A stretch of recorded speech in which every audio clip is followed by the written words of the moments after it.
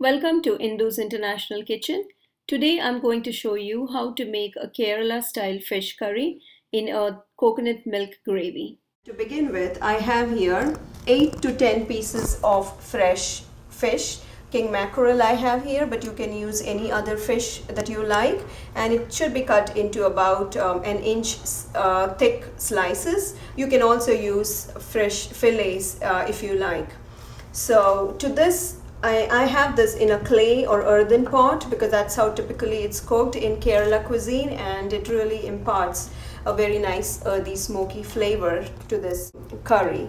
But you can use any other pot as well, and I recommend starting with a pot that you are ultimately going to be serving the fish in. And to this I'm going to add 2 teaspoons of salt, half a teaspoon of turmeric powder.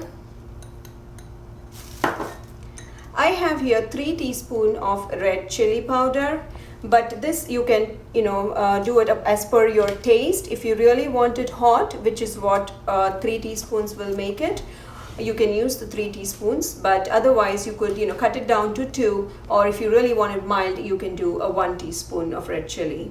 So here I am using 3 teaspoons for really hot and spicy fish curry.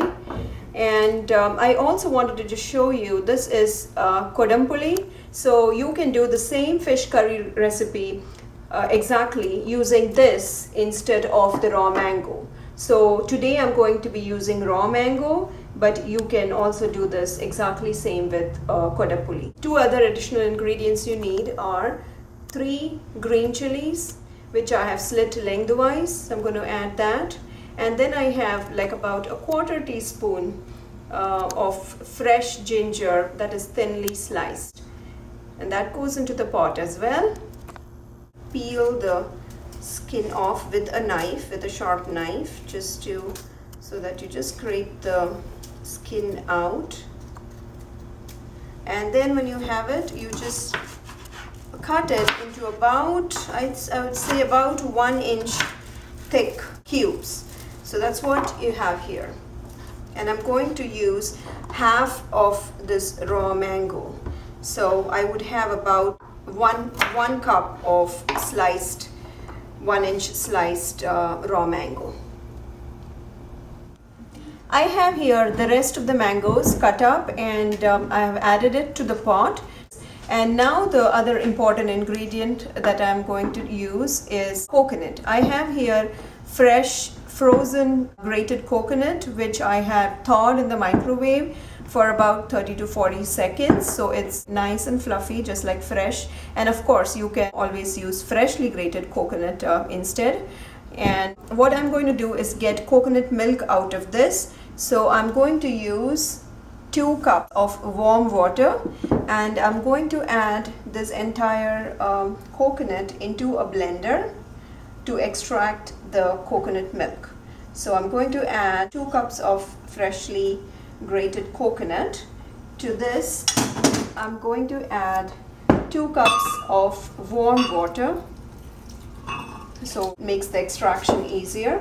And I'm going to start blending it, and then I will be straining it using a strainer to get the coconut milk out.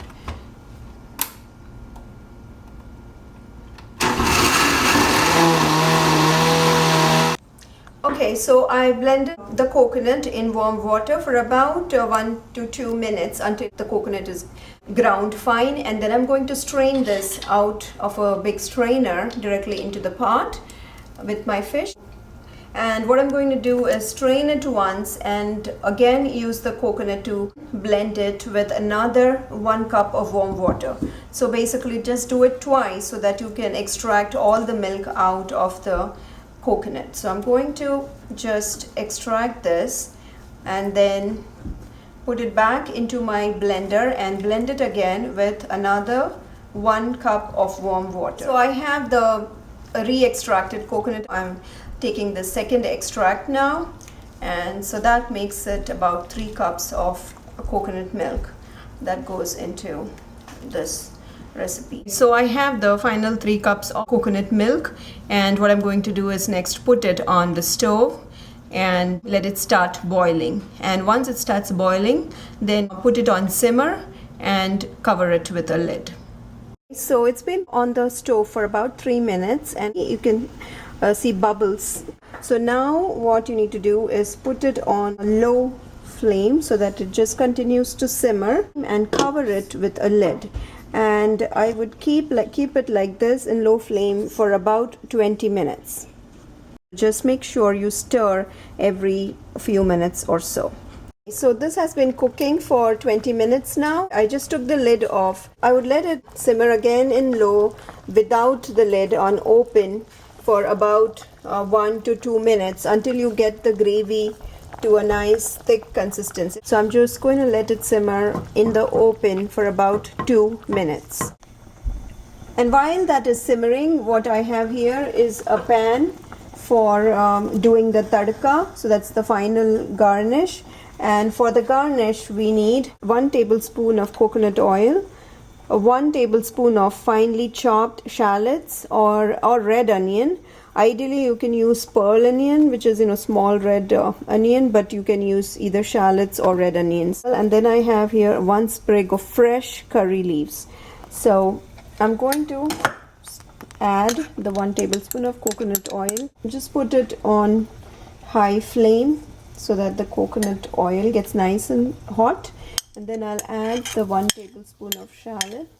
And what we need to do is just fry this for about 1 to 2 minutes, constantly watching it. Keep it on medium flame and constantly keep an eye on it, stirring it with a spoon until it gets nice and golden. Okay, so this has been browning for about 2 minutes. I'm going to put it off, and as you can see, the onions are nice and golden brown. Last, I'm just going to add the fresh curry leaves. I'm going to tear the leaves into tiny bits, and then I'm also just going to add the whole stem back into the gravy as well. I just put it off. It's been, as you can see, it's nice and thick gravy, exactly the right consistency, and your fish curry is ready. So here I have the fish curry served with white rice and papada.